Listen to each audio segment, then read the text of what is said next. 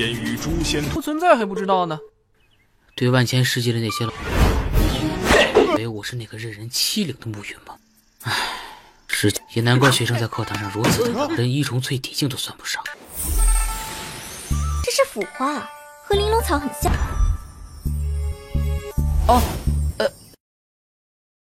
Halo semuanya, selamat datang di Ruang Film. Bagaimana kabar kalian semua? Semoga selalu sehat dan baik-baik saja. Pada hari ini kita akan kembali melanjutkan Donghua Supreme God Emperor episode 1-5. Sedikit sinopsis, 10.000 tahun yang lalu, Raja Peri Muyun diam-diam dihukum karena memegang sosok Yuxian. Dan setelah ribuan tahun tidur, ia terbangun dalam lembah Muyun yang terkenal dari Kekaisaran Yuan Selatan di daratan surga. Ketika Muyun pertama kali bangun, dia sengaja direpotkan oleh Xiao Xianyu. Muyun dan mudah menyelesaikan perangkap Xiao Xianyu dan memberikan lebih banyak teknik alkimia dan teknologi. Sehingga masalah alkimia di luar pintu tak bisa menghargai hal ini. Kembali ke rumah, Muyun diberitahu bahwa dia akan menikah dengan Nona Xin Mangyu. Xin Mangyu adalah seorang gadis dingin dan beracun. Tetapi dia itu masih bisa hidup sampai dia berusia 20 tahun. Pernikahan itu hanyalah untuk kepentingan keluarga Xin saja. Bagi kalian yang belum pernah menonton series ini, kita sarankan untuk menonton series aslinya terlebih dahulu. Kita ingatkan juga kalau konten ini akan menjadi full spoiler. Bagi yang penasaran bagaimana alur ceritanya, tanpa banyak omong lagi, langsung saja ambil posisi yang enak, jauhkan jarak gadget dari mata sekitar 30-40 cm, dan kita akan masuk ke dalam alur cerita Donghua Supreme God Emperor. Scene dimulai di sebuah kota yang bernama Kota Baiyun. Terlihat seorang pemuda yang bernama Muyun. Dia ini mendapatkan perlakuan tidak hormat dari para murid lainnya. Kejadian itu membuat Muyun menjadi sangat bersedih. Ia juga menjadi bertanya-tanya mengapa orang-orang sangat tidak menyukai dirinya. Akibatnya, Muyun pun mulai teringat dengan masa kecilnya yang mana ayahnya bernama Mu Xingyu tampak tidak menyukai dirinya, hanya karena dia gagal berkultivasi. Yang lebih parahnya lagi, Muyun ini pernah dirundung dan dipanggil sampah oleh kakak-kakak sepupunya.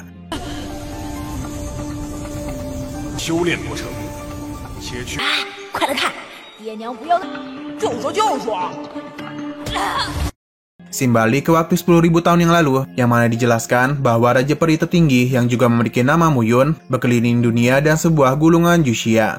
Meskipun tidak ada yang berani menentang Muyun, tetapi masih ada saja kelompok-kelompok yang ingin merebut kekuatan gulungan Yuxian dari tangan Muyun.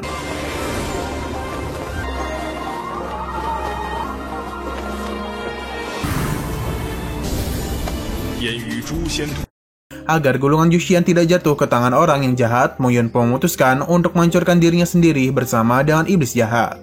Di detik-detik terakhir kematiannya, dia sempat melemparkan gulungan Yuxian supaya dapat bereinkarnasi. Kembali ke masa sekarang, terlihat Muyun yang berasal dari 10.000 tahun yang lalu masuk ke dalam tubuh Muyun yang sekarang di kota Baiyun. Pada saat itu, Muyun menyadari kalau pemilik tubuh yang dimasuk ini selalu menjalani hidup yang sial. Maka dari itulah ia pun akan mencoba memperbaiki reputasinya, supaya bisa mendapatkan perlakuan yang baik dari orang-orang yang jahat kepadanya. Selang beberapa saat, salah seorang murid mengolok-olok dan mentertawakan Muyun, sehingga Muyun mencoba menjadi sedikit lebih tegas kepadanya. Selain itu, ia juga sempat terkena lemparan sebuah gulungan dari salah satu seorang murid. Muyun menyadari kalau tubuh yang dimasukinya sekarang sama sekali tidak ada kekuatan. Oleh karena itulah, murid-muridnya sangat berani bertindak tidak hormat kepada pemilik tubuhnya. 不存在还不知道呢。对万千世界的那些老，以为我是那个任人欺凌的暮云吗？唉，是也难怪学生在课堂上如此的连一重淬底境都算不上。 Ketika Muyun secara tegas menyuruh seluruh muridnya untuk fokus mengikuti pelajaran, salah satu gadis muridnya bernama Xiao Meinu mencoba mempermalukan Muyun. Dan sebuah pertanyaan mengenai mengapa rumput mati diperlukan untuk memurnikan pil Bailing.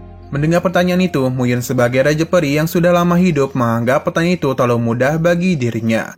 Dan santunya Muyun menjawab kalau pil Bailing, Yifin dan Yu dan rumput mati terbuat dari bunga burung dan omatus serta 3 akar herbal. Dalam proses pembuatan pil Bailing, pil itu membutuhkan akar ometus untuk disintesis. Akan tetapi rasa pahit akar ometus akan mempengaruhi spiritual bunga burung. Rumput mati diperlukan sebagai penghilang rasa pahit pada obat-obatan. Karena rumput mati bisa menghilangkan rasa pahit dan mengandung sifat layu yang mengandung vitalitas yang besar. Dengan cara itu, spiritual bunga burung dan kombinasi akar ometus akan dapat dibuat secara sempurna dan meningkatkan kemanjuran pil Bailing. Mendengar penjelasan itu, Xiao Meinu pun merasa begitu kecewa. Padahal ia itu melemparkan sebuah pertanyaan untuk mempermalukan Muyun. Namun pertanyaannya justru dijawab dengan begitu lengkap. Terlebih lagi, pertanyaan itu seharusnya tidak bisa dijawab oleh Muyun. sebab seorang alkemis bintang 2 saja tidak akan mungkin bisa menjawab pertanyaannya. Tak berhenti sampai di situ, Xiao Meinu mencoba kembali melemparkan pertanyaan dan tujuan yang sama, yang mana ini mengenai pil juling dan yang merupakan pil percobaan dasar untuk para alkemis. Diketahui bahwa di seluruh kota Baiyun, jumlah orang yang bisa menghaluskan pil juling hanyalah berjumlah kurang dari 100 orang saja. Xiao Meinu melanjutkan pertanyaannya dan mengatakan kalau membuat pil juling membutuhkan Baiji Lingzi, akar sior, monster tingkat 3, dan iblis serigala biru pembelah angin. Dan menambahkan beberapa herbal tambahan untuk membuat Xiangong. 3 bahan utamanya adalah bahan yang wajib. Namun mengapa pil iblis serigala biru juga harus ditambahkan? Tanpa berpikir lagi, Mo Yun pun menjawab, menurutnya menambahkan iblis serigala biru adalah sebuah kesesatan. Meskipun pil serigala biru bisa menetralkan 3 ramuan utama, tapi pil itu hampir menyiksa seluruh spiritual pil juling. Jawaban dari Mo Yun langsung dibantah oleh salah satu muridnya. Ia mengatakan kalau penambahan iblis serigala biru ada sebuah resep untuk pengobatan yang sudah dibuat selama ribuan tahun yang lalu. Berbeda dengan Xiao Meinu, ia justru menganggap jawaban Mo Yun sangatlah tepat, karena penjelasan itu sama dan apa yang sudah dijelaskan oleh kakeknya. Tanpa berhenti sampai di situ, Xiao Meinu bertanya lagi tentang bagaimana cara meningkatkan hasil dari pemunian pil Julingda. Dan mudahnya Mo Yun menjawab, jika yang mempertahankan spiritualitas dari 3 ramuan utama, maka yang terbaik adalah dengan menggunakan pil serigala angin. Mendengar penggunaan iblis serigala angin, membuat salah satu muridnya kembali mencemoohnya. Karena serigala angin adalah monster terendah di tingkat pertama, dan monster itu tidaklah murni, sehingga tidak mungkin bisa digunakan untuk memunikan pil kelas 3. Meskipun jawabannya itu ditertawakan oleh seluruh murid, Xiao Meinu sendiri menganggap jawaban dari Mo Yun sangatlah sempurna. 那想要提高怎么办？废物导师身上得到答案。只是靠 Pada saat yang bersamaan, seorang dekan akademi di kota Baiyun bernama Lu dan dekan dari akademi tinggi utama di kekaisaran, yakni Akademi Nanyun, yang bernama Ma Wen pun datang. Baru saja datang, Ma Wen pun menanyakan tentang bagaimana cara meningkatkan kekuatan obat dan tingkat keberhasilan pil juling dan Ma Wen juga sempat meremehkan jawaban dari Mo Yun, pasalnya dengan tingkat iblis serigala angin yang rendah, rasanya tidak mungkin bisa digunakan untuk menetralkan Baiji Lingzi. Mo Yun langsung menyeletuk dengan mengatakan kalau ditambah obat buah giok ungu, maka serigala angin akan dapat menetralkan Baiji Lingzi. Terlebih lagi, buah giok ungu juga memiliki efek yang mana pada saat mengumpulkan energi bisa meningkatkan efektivitas. Mendengar penjelasan dari Mo Yun, Ma Wen menganggap penggunaan buah giok ungu sebagai perantara adalah sebuah ide yang sangat jenius. Dan ini memiliki tingkat keberhasilan yang cukup tinggi. 紫玉果还有一种功效，用紫玉果聚集起来，代替破风起果作为中转站城市高，这个想法有很大。 Kemudian semua orang menjadi sangat terkejut ketika mendengar Ma Wen secara hormat menanyakan nama Mo Yun. Lu juga sempat merasa Mo Yun sangatlah berbeda daripada sebelumnya. Padahal selama ini Mo Yun sangat tidaklah kompeten. Bahkan di suatu waktu tampak Mo Yun sama sekali tidak mengerti tentang materi yang akan ia ajarkan. Yang mana seharusnya ia memberikan materi tentang rumput linglong, namun ia malah membuka materi mengenai rumput puhua. Melihat Ma Wen yang menghormati Mo Yun, semua murid pun mulai bergosip mengenai reputasi Ma Wen yang ternyata merupakan seorang alkemis bintang 8 yang sangat terkenal. Dan itu sangatlah dihormati oleh kekaisaran. Selain itu, Ma Wen pernah menyelamatkan kekaisaran Nanyun dari serangan oleh 2 kerajaan besar selama 11 tahun. Dengan cara menemukan pil Huyundan yang berguna untuk meningkatkan efektivitas tempur prajurit kerajaan. Ia juga mampu mengusir seluruh musuh hanya dalam satu gerakan saja. Bahkan Ma Wen juga adalah seorang penemu dari pil King Xingdan yang berhasil menyelesaikan wabah di kekaisaran. Menurut Ma Wen, jika ucapan dari Mo Yun benar mengenai penggunaan serigala angin dan buah giok ungu untuk menyempurnakan pil Julingdan, maka kekuatan kekaisaran Nanyun akan meningkat pesat. Sebab serigala angin dan buah giok ungu tersebar di mana-mana. Maka pil Julingdan akan dapat menggantikan pil Huaqiao dan meningkatkan kekuatan pasukan kekaisaran. Karena menyempurnakan pil Huaqiao memerlukan rumput sutra putih yang jumlahnya sangatlah sedikit. Terlebih lagi, pil Huaqiao akan meninggalkan luka gelap kepada setiap penggunanya di bagian tubuhnya. Dari ucapan itu, Mo Yun menyarankan Ma Wen agar menggunakan darah Yanling untuk menyimbangkan pil Huaqiao. Jawaban dari Mo Yun yang benar-benar jenis itu berhasil kembali mendapatkan pujian dari Ma Wen. Sehingga Ma Wen kemudian memutuskan untuk meminta saran kepada Mo Yun mengenai cara meningkatkan kekuatan pil darah. Mo Yun memberitahu bahwa caranya adalah memanfaatkan rumput darah. Jika tidak ada rumput darah, maka bisa menggunakan jantung binatang darah, atau dan darah rusa, atau dengan memakan buah hati. Dan hanya menanyakan itu, Ma Wen juga memiliki pertanyaan-pertanyaan lain yang ingin dia tanyakan kepada Mo Yun. Sayangnya, Mo Yun memutuskan untuk menolaknya secara sopan dengan mengatakan kalau ia harus beristirahat terlebih dahulu.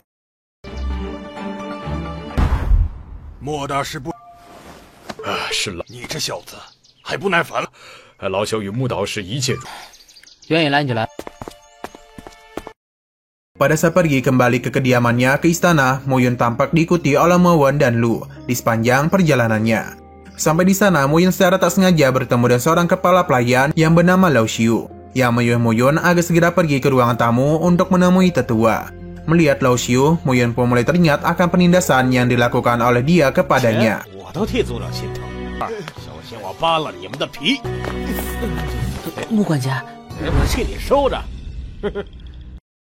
Di waktu yang sama, Lao Xiu tampak secara tidak sopan menyuruh Muyun untuk masuk ke ruangan tamu, yang mana dia itu akan mengurus pernikahannya.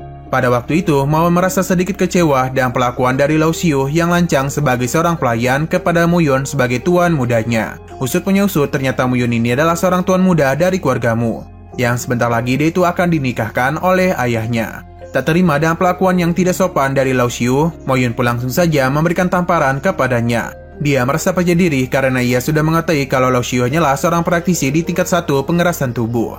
打的就是你，道理，你是穆家下人，就不是2巴掌的事情。实力暮云天星。 Di ruangan tamu, ayah adopsi dari Muyun yakni Mulian Cheng dan juga patriark dari keluarga Xin atau kakeknya Xin Mangyu yaitu Xin Xiu. Setelah beberapa saat dan penuh kepercayaan diri, Muyun pun datang ke sana, sehingga Mulian Cheng pun langsung memperkenalkannya kepada keluarga Xin. Lalu Mulian Cheng memberitahu bahwa Muyun akan segera menikah dengan Xin Mangyu. 如果配上，只是恐怕长得不怎么好看。找孩儿，秦家联姻，义父给你。 Akan tetapi, Muyun secara terang-terangan menolak pernikahan tersebut. Penolakan dari Muyun membuat para tetua menjadi sangat emosi kepadanya. Salah satunya adalah tetua yang bernama Mu Fengyuan. Muyun memberitahu bahwa dirinya hanyalah seorang sampah yang tidak pantas untuk menikahi Xin Mangyu. Ia juga menyarankan agar sebaiknya Xin Mangyu menikah dengan anak dari Mu Fengyuan yang bernama Mu Xie saja. Tak hanya Mu Fengyuan saja, seorang tetua bernama Mu Fengqing juga menjadi sangat marah kepadanya. Menurutnya, Muyun hanyalah seorang beban keluarga saja.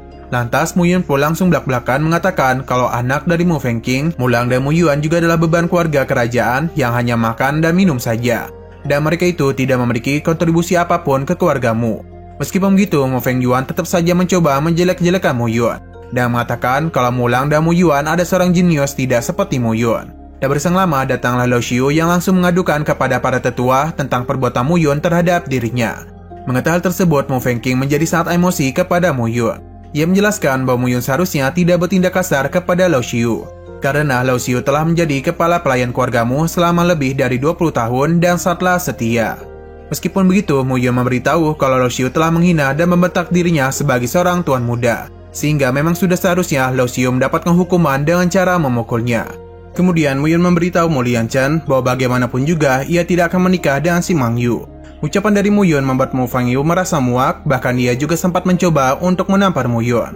Lantas Mu Yuan pun bergegas memanggil Dekan Lu dan Mawon yang sedang menunggu di pintu luar. Mendapat panggilan itu, mereka berdua langsung masuk ke dalam dan menghampiri Mu Yuan.